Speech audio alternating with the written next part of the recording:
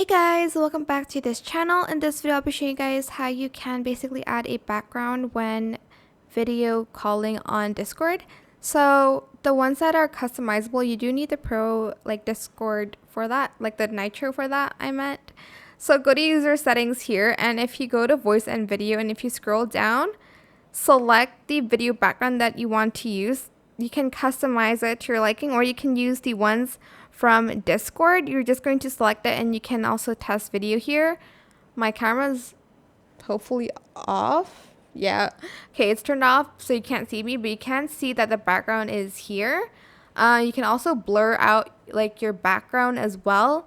But if you want like custom backgrounds that you can upload, you have to have Nitro. But that is pretty much it. Super simple. I hope it was helpful for you guys. Don't forget to like, comment, share, and also subscribe to this channel if you haven't done that already. I'll just test it out here. Turn on camera, and as you can see, that's the background. That is it. I hope it was helpful for you guys. Don't forget to like, comment, share, and also subscribe to this channel if you haven't done that already. If you have any more questions, leave it in the comment section down below. I will try my best to answer them all for you guys, and if you found this video helpful, please click the thanks button as well.